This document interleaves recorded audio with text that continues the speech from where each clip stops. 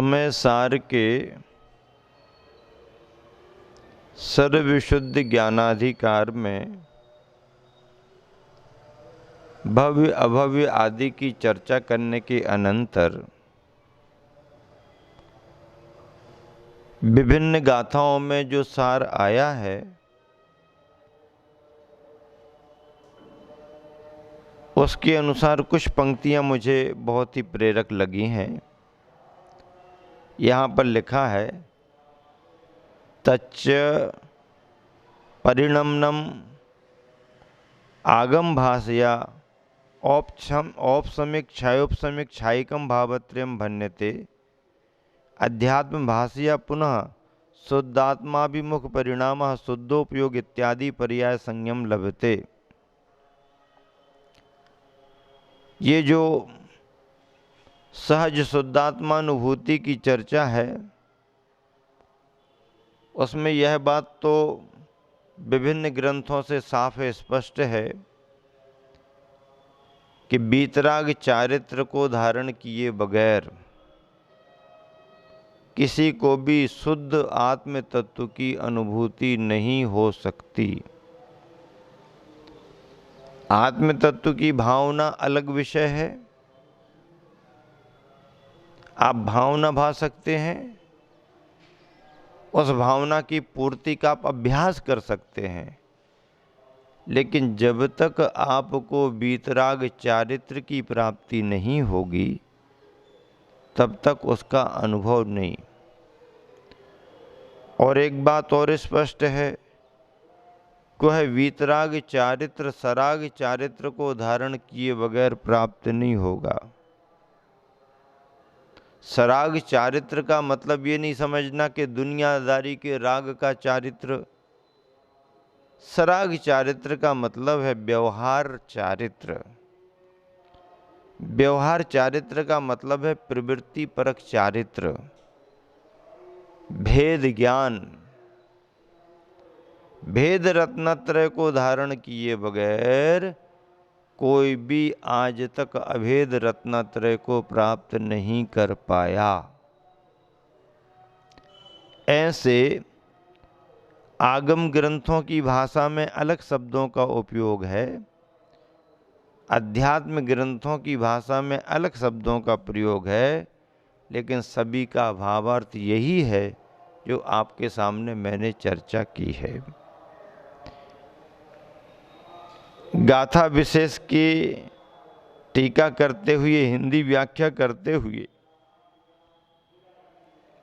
आचार्य ज्ञान सागर जी महाराज जी ने एक विशेषार्थ बहुत अच्छा लिखा, जिस विशेषार्थ को आप बड़े ध्यान से सुने। आचार्य ज्ञान सागर जी महाराज का लिखा हुआ विशेषार्थ है, सर्वशुद्ध ज्ञानाधिकार का प्रकरण है। विशेषार्थ, टीकाकार ने यहाँ बतलाया है कि काल आदि लब्धि के बल से इस जीव को भव्यक्त शक्ति की अभिव्यक्ति होती है।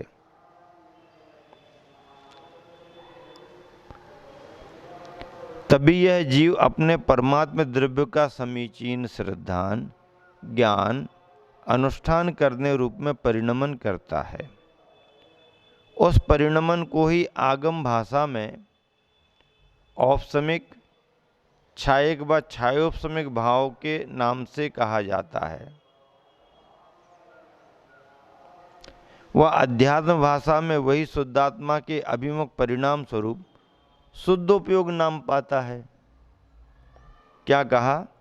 आगम की भाषा में औपसमिक क्षायक व क्षायोपसमिक भाव नाम से कहा जाता है। वह अध्यात्म भाषा में वही शुद्धात्मा के अभिमुख परिणाम स्वरूप शुद्धोपयोग नाम पाता है। टीकाकार के उल्लेख से चतुर्थ गुणस्थान में ही शुद्धोपयोग हो जाना सिद्ध होता है।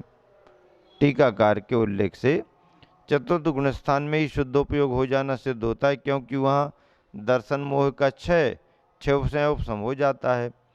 तो फिर क्या चतुर्थ गुणस्थान में ही शुद्धोपयोग मान लेना चाहिए? क्योंकि तज्जन्य औपसमिक आदिक भाव भी उस गुणस्थान में ही होते ही हैं।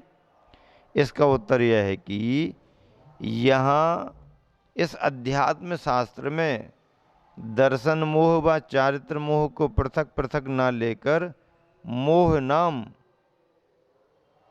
मूल का लिया गया है। क्या? अध्यात्म शास्त्र में दर्शन मोह व चारित्र मोह को पृथक पृथक ना लेकर मोह नाम, मूल का मोह नाम लिया गया है।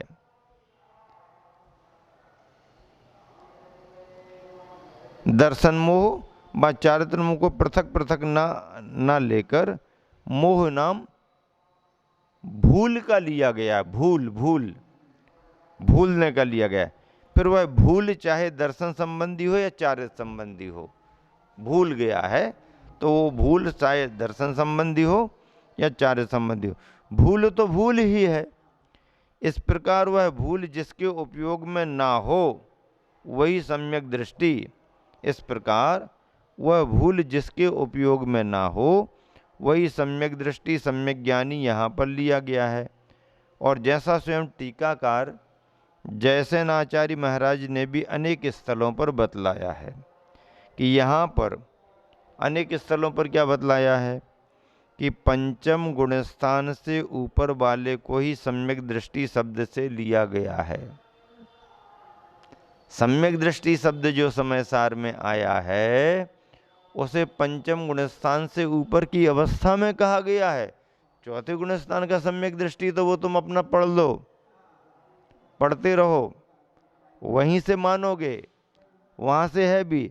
लेकिन अध्यात्म ग्रंथ में सम्यक दृष्टि का जो शब्द आया है, भैया सम्यक दृष्टि सम्मा दिट्ठी मतलब महाव्रतों की भूमिका से ही लेना, देश वृत्तियों की भी बात नहीं करना, चौथे गुणस्थान वाले की भी बात नहीं। तो जैसा स्वयं टीकाकार श्री जयसेन आचार्य महाराज ने भी अनेक स्थलों पर बतलाया है कि यहाँ पर पंचम गुणस्थान से ऊपर वाले को ही सम्यक दृष्टि शब्द से लिया गया है। सम्यक दृष्टि अर्थात चारित्र से सम्यक दृष्टि को ही यहाँ पर सम्यक दृष्टि माना गया है। एक साथ 3 गाथाएं, 4 गाथाएं आ रही एक साथ 4 गाथाएं हैं। निश्चय, प्रतिक्रमण, प्रत्याख्यान एवं आलोचना का स्वरूप। क्या है विषय? निश्चय, प्रतिक्रमण, प्रत्याख्यान एवं आलोचना का स्वरूप।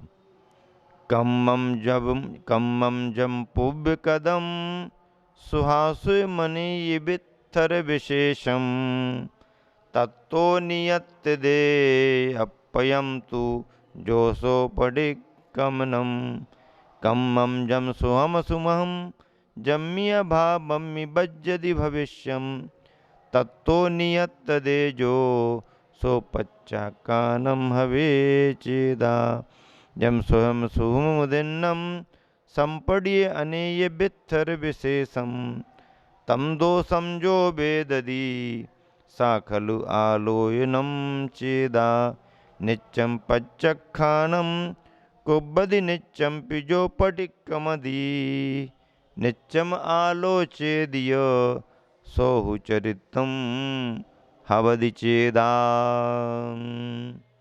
ये 4 गाथाएं हैं।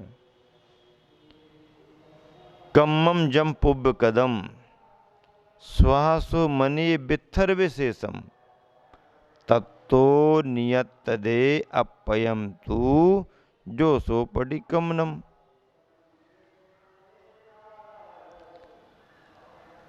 कम्मम जम सुहम जम्मिया भामम्मि बज्जदि भविष्यम तत्तो नियत दे जो सो पच्छखानम हवे चेदा जम सुह मसुह मुदिन्नम संपड़िय अनेय बित्थर विशेषम तम दोषम जो वेद दिशा खलु आलोयनम चेदा नित्यम पच्चखानम कुब्बदि नित्यम पिजो पडिकमदी नित्यम आलोचेदिय सोहु चरितम हवदि चेदा।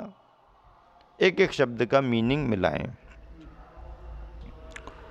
पुब्ब कदम पूर्व में किए हुए, अनेय बित्थर विशेषम अनेक विस्तार वाले, पूर्व में किए गए अनेक विस्तार वाले जम जो सुहासुहम शुभ और अशुभ कम्मम कर्म हैं, तत्तो उनसे जो तू जो जीव अपयम अपने को नियत दे दूर कर लेता है, सो वह जीव ही पडिकमनम प्रतिक्रमण है। और भविष्यम भविष्य काल में जम जो सोम असुहम शुभाशुभ कम्मम कर्म जम्मी भावम्मी जिस भाव के होने पर यदि बंधता है, तत्तो उस भाव से जो चेदा जो आत्मा नियत दे निर्वृत्त होता है, सो वह आत्मा पच्चखानम प्रत्याख्यान हवे होता है। संपड़ीय वर्तमान काल में उदिन्नम उदय में आया हुआ जम अने बित्थर विशेषम जो अनेक विस्तार वाला सोमसुहम शुभाशुभ कर्म है, तम दोषम उस दोष को जो चेदा जो आत्मा बेददी अनुभव करता है। क्या? बेददी अनुभव करता है। सा वह आत्मा खलु वास्तव में आलोयनम आलोचना है। और जो चेदा जो आत्मा नित्यम हमेशा पच्चखानम प्रत्याख्यान कुब्बदी करता है, नित्यम्पी नित्य ही जो पड़ी कमदी प्रतिक्रमण करता है, नित्यम नित्य ही आलोचेदीय आलोचना करता है, सो वह आत्मा हु निश्चय से चारितम चरितम चारित्र हवदि है। चरितम चारित्र हवदि है। कितनी बढ़िया बात कही। प्रतिक्रमण प्रत्याख्यान और आलोचना वर्तमानकालीन भूतकालीन भविष्यकालीन। आलोचना प्रतिक्रमण और प्रत्याख्यान तीन की चर्चा चल रही है और तीनों कालों को लेकर चल रही है। आचार्य महाराज ने भी कितनी संगति बिठा ली। अतीत में जो हुआ, वर्तमान का और भविष्य का, शुभ और अशुभ को लेकर के, तो उसमें आलोचना की बात आई, प्रत्याख्यान की बात आई और प्रतिक्रमण की बात भी आई। प्रतिक्रमण किसे कहते हैं? पिछले दिनों में चर्चा आई थी। प्रतिक्रमण किसे कहते हैं? कृत दोष निराकरणम प्रतिक्रमणम। वर्तमान की अवस्था है, हमसे गलती हुई, तत्संबंधी तस्मिच्छामि दुक्कडम। प्रतिक्रमण वर्तमान का है, प्रत्याख्यान भविष्य का है। आगे ऐसा नहीं करूंगा, आगे इसका त्याग है ये प्रत्याख्यान है। आलोचना आलोचनातीत की होती है। कल ऐसा हो गया, सवेरे ऐसा हो गया, रात्रि में ऐसा हो गया, दिन में ऐसा हो गया। जो हो गया, बीत गया, उसकी आलोचना होती है। आलोचना वर्तमान में होती है, लेकिन आलोचना अतीत के संदर्भ की होती है। अतीत के संदर्भ की ही आलोचना होती है। प्रतिक्रमण वर्तमान में होता है और प्रत्याख्यान भविष्य को ध्यान में रख करके होता है। ऐसे आलोचना प्रतिक्रमण प्रत्याख्यान भूत भविष्यत वर्तमान संबंधी इस विषय को लेकर के आचार्य महाराज ने इन चार गाथाओं में कहा 3 गाथाओं में 3 बातें बता दी और अंत में कहा कि जो आत्मा नित्य ही प्रत्याख्यान करता है, प्रतिक्रमण करता है, आलोचना करता है, वह आत्मा निश्चय से चारित्रवान है।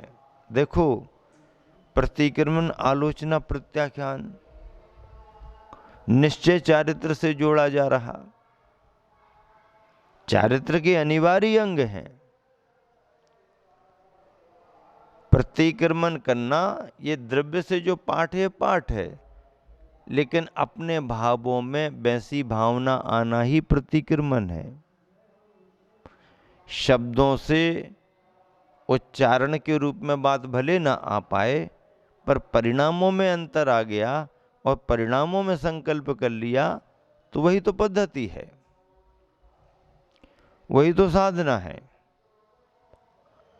ऐसे प्रतिक्रमण, प्रत्याख्यान और आलोचना के संदर्भ में इन तीनों को निश्चय चारित्र से आचार्य महाराज ने जोड़ा। देखिए, अनुवाद है, सारांश। पहले के किए हुए कार्यों से ममत्व रहित होना प्रतिक्रमण है। आगे ना करने का दृढ़ संकल्प करना सो प्रत्याख्यान है। और वर्तमान के कार्यों से भी दूर रहना आलोचना कहलाती है। यही चारित्र का विधान है। सो ही बता रहे हैं कि अनेक प्रकार के विस्तार से विस्तृत पूर्व काल में किए हुए जो शुभाशुभ कर्म हैं, उनसे जो जीव अपने आप को छुड़ा लेता है, वह आत्मा ही प्रतिक्रमण स्वरूप है। आगामी काल में शुभ या अशुभ कर्म जिस भाव के होने पर बंधे, उस अपने भाव से जो ज्ञानी दूर रहता है, वह ज्ञानी ही प्रत्याख्यान है। अनेक प्रकार के विस्तार से विस्तृत शुभ या अशुभ कर्म वर्तमान में उदय में आ रहा है, उसे भी जो ज्ञानी दोष मानता है, अर्थात उससे भी बचना चाहता है, मिटा देने योग्य भावना करता है, वह आत्मा निश्चय से आलोचना स्वरूप होता है। एवं जो इसी प्रकार के प्रतिक्रमण को, प्रत्याख्यान को और आलोचना को निरंतर करता रहता है, वह ज्ञानी जीव निश्चय से चारित्रवान होता है। निश्चय से चारित्रवान होने की व्याख्या आलोचना, प्रतिक्रमण और प्रत्याख्यान जैसे भावों से जुड़ी हुई है।